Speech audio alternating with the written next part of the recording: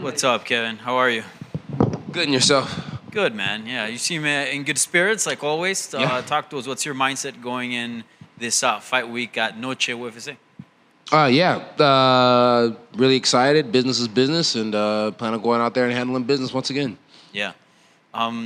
This fight with Jack Della Maddalena, I think this is a big fan favorite. A lot of people have their eyes on this bout. Just curious, is this somebody that you wanted to cross paths with, or just a fight that came about? Talk to us about this matchup. Yeah, well, Buckley was begging for it, and I can't let my son have anything without my permission, so I went and took it first. So it wasn't really about Jack. It was about not letting Buckley get it. No, I do like the way Jack fights. I seen him when him and Randy Brown fought, and I was like, kind of got me intrigued a little bit. So just excited to go out there and, test him, test myself, and ultimately, business is business, handle some business. Yeah.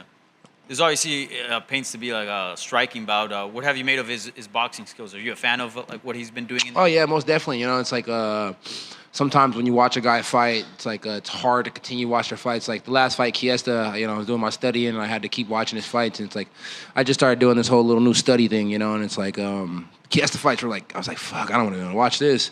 It's like I'm not really big on the grappling. But, you got to do what you got to do.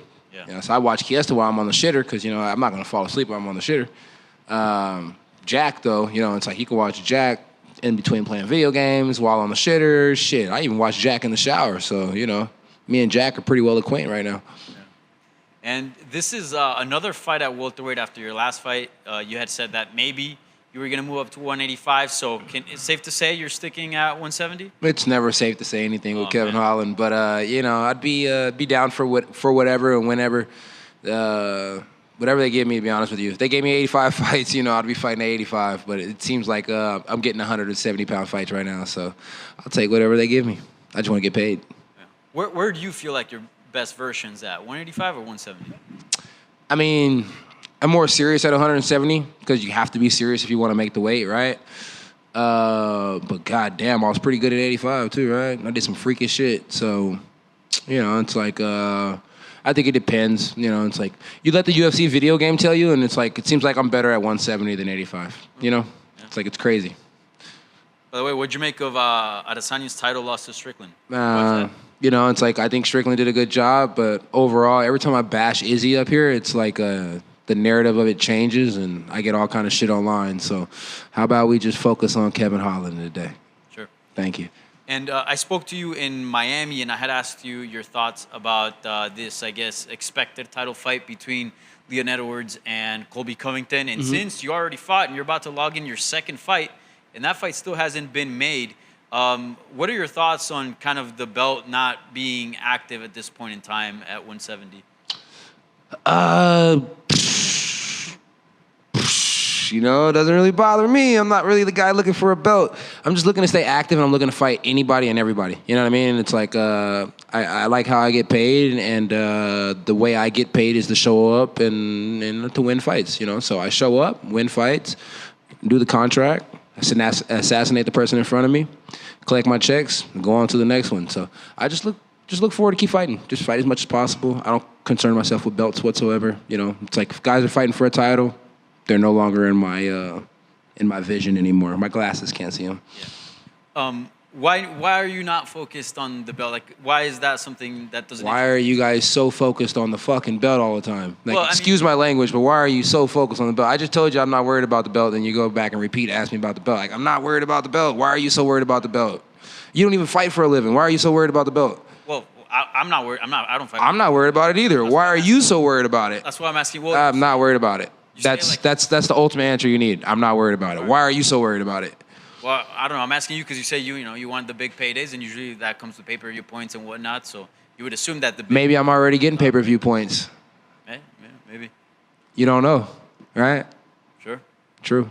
All right. All right. Lastly, have you brushed up your Spanish at all ahead of Noche UFC? A little bit. Not good enough yet, though. Still working on it. I think I'm going to give me one of those little things that go and the little thing, and it repeats the words over and over again. I think I'll be able to understand it like that. It's like I get a word down packed, and then I go and start doing shit, and I fucking forget it, and it's like, I hate that. I really wish I could, retain it, It's like, probably need to smoke less weed. Yeah. Good luck in the fight, and good luck with the classes as well. Thank you. Coming over here. Obviously, last week's main event just got mentioned. You were one of the few people that picked Strickland to win on your podcast. Yeah. How do you see this weekend's main event going? Man, dude. I don't really like talking about people that can beat me up. I don't feel like neither one of those guys can beat me up, so I talked about them. But Grasso and Shevchenko whooped my ass, so I'm gonna leave those two alone. But you know, it's like I like seeing Grasso as a champ, and I think you know Valentina was a great champ for a very long time. It's nothing wrong with a new brush of wind, you know. But I don't want to get my ass whooped, so props off to those ladies. I hope they have a wonderful fight. Awesome. And what's it like having some momentum going into this one, right? You have that win over Ponzinibbio in April, and then the one over Kia Sonjai, and maybe potentially another one in September. You know what? I don't think I don't need to do that too much because, you know, it's like if I think about that too much, I start to get a little cocky and big-headed. You know, it's like it's best to feel like you're always coming off a loss, 2 losses at that, because then, you know, it's like you're back against the wall and you might get kicked out of the organization. So you're just doing your best to fucking stay here at all times, you know? Fair enough. I mean, fair enough. You mentioned that you were on a 2-fight skid last year, and you turned that around. How was that transition like as you're now on a 2-fight streak? Yeah, it does. It always feels good to be winning, and you know, it's nice to have a number next to the name because, you know, like the fans be like, oh, well, he does have a number next to his name, so that, you know, it's nice to make the fans happy because I love my fans. But ultimately, you know, to turn it around, I think, you know, I got Suge back full time. I think that's big. I got Eric Sands as a wrestling coach full time. I think that's pretty big. And then consistency is key. I'm very consistent now that I got my own little spot. You know, it's a little hole in the wall, but it's cool. It works for me. It works for the guys that go there, and you know, I enjoy it. You know, Malik Lewis, he fought the other night, Contender Series, right? It's like the fucking kid came to the spot. You know, was getting good work, you know, and it's like I don't think he was really winning any rounds against anybody that's there with us. You know, we don't have a whole bunch of bodies, but it's like he was getting good work there. We went to Houston, we got good work, and then he came home and he stopped coming. You know, and it's like we gave him a little love on the media, said he was going to do good in this fight, but I said he was going to do good in this fight if he stuck with us. He didn't stick with us. You see what happened. It's like you got to find a place that feels good, you know, and it's like I found a place that feels good, you know, and it's like my coaches do a good job over there, and it's like the few people that are there are serious as fuck, and I think that's to change the skid around, you know. And speaking about the people around you, your good friend Terrence McKinney's here with you. After he won his last fight, he mentioned how special it was for him to have guys like you and Jamal Hill supporting him the way you guys do. How's it like having Terrence by your side? Oh, dude, it's great. He's sitting over there right now. Look at him. It's fucking annoying, bro. Look at this shit.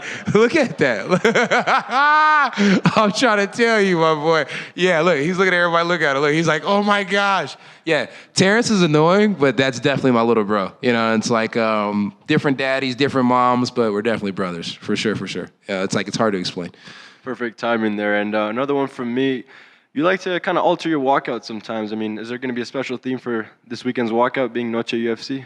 Nah, probably not. To be honest with you guys, I really was I was looking for songs, bro. I was looking for songs that like touched me on the inside and stuff like that. But I don't understand Spanish enough to be like completely drove by some of the songs that I did hear that I liked because I didn't know exactly what they were saying. And I was like, what if he's saying something that's like not good? You know, so it was like one of those things. And then I started listening to Mexican OT because he's a Houston boy, you know what I mean? You guys know what's up. And his shit's fire, but I think Cowboy Killer or something like that, it's just a little bit too much for Fox and stuff like that. You know what I mean? I don't want to do that to the people. Back to Young Boy then? No Young Boy. I'm 2-2 in Young Boy. I think I'm gonna stop taking chances with Young Boy. But if you ever see me riding down the street and there's a lot of smoke inside the car, it's tobacco, guys. It's nothing else. And I'm going like this real hard. I'm listening to Young Boy for sure. Demon time. And last one for me. What's the message you have for all the Trailblazer fans from all around the world that are gonna watch your fight? Grande Boca I'm fucking it up. See, I told you I'd be forgetting. Didn't I tell y'all? Shit. Hey, shout out to all my people that supported me. I appreciate y'all. Awesome. Thank you. Thank you. You got to go with Selena. You can't miss with Selena walkout song. Oh, yeah. I'm going to leave that to the women. For sure. You know Selena's from Texas too, right? Beyonce is too, right?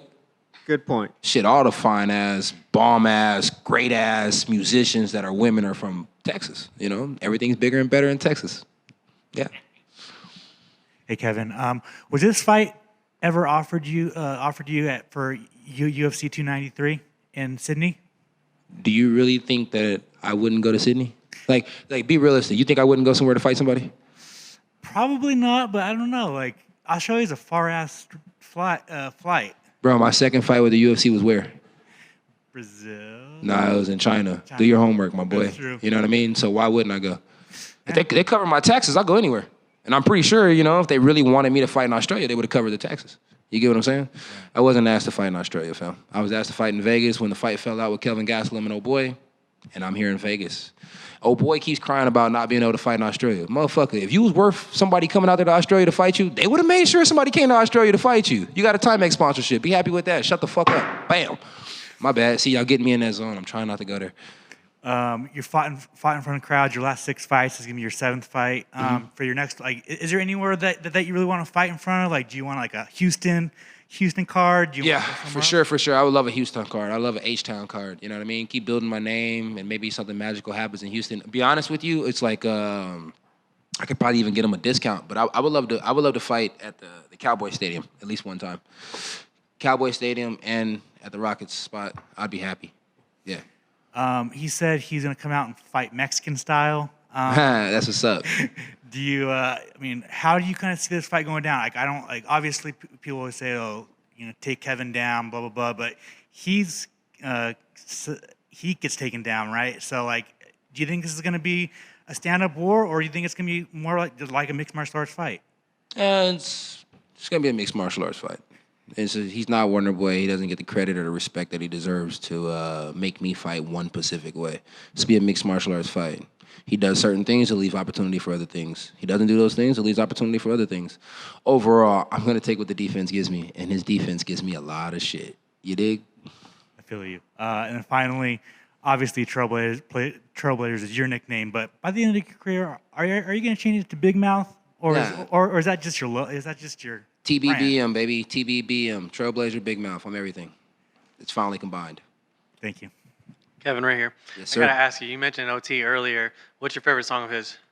Right now it's the Cowboy Killer. That shit go hard. You know what I'm saying? Lately I've been fucking. Yeah, that shit go hard. My bad, y'all. Excuse me. I'm sorry. I gotta ask you too. What's your top 3, top 5 artists right now? Top 3, top 5. Man, you know what? Young Boy's up there on the list because, Young Boy's always dropping something. The boy be going crazy. Little Baby, every time he get on something, it go hard. And then overall, I'm a big fan of DaBaby because his music videos is just fucking wild. I know everybody's saying he fell off, but shit, I'm a DaBaby fan. I like DaBaby, okay? I like that shit. So, Young Boy, Little Baby, and DaBaby. So DaBaby's got it wrapped up, and then Young Boy helps him out. I gotta ask you this too. Your Instagram page has got a lot of memes on it. What are your favorite kind of memes? Favorite kind of memes?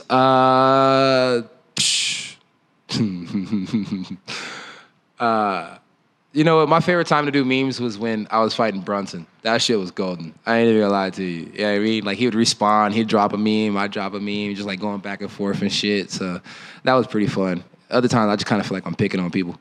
It's not good. All right, bet. Thanks. No problem. Kevin, one last one from me. I mean, we've seen live entrances with artists in like boxing and where fighters come out with the live. If you were to ever do that, maybe is there a specific artist you'd like to do that with?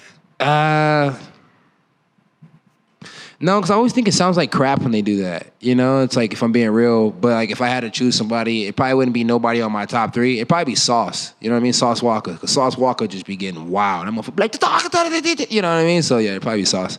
Yeah, he's hype. Yeah, no cap. I can imagine that. Thank you. Hey, Kevin, over here. A couple fun ones. What's your favorite Mexican food? Carne asada fries. I live for carne asada fries. Light beans, light guac, you know what I mean? And no onions whatsoever. So no pico de gallo. Taco trucks, yay or nay? Oh yeah, for sure. Yeah. I'll be honest with you, I ain't never had a taco truck that was bad. You know what I mean? I had a taco truck that made me shit, but I ain't never had a taco truck that was bad. Final question, can you dance salsa? You know what I mean? I could do a little dun dun dun dun dun dun. You know what I mean? I could do a little salsa. Depends on what's in front of me. Thank you. No problem.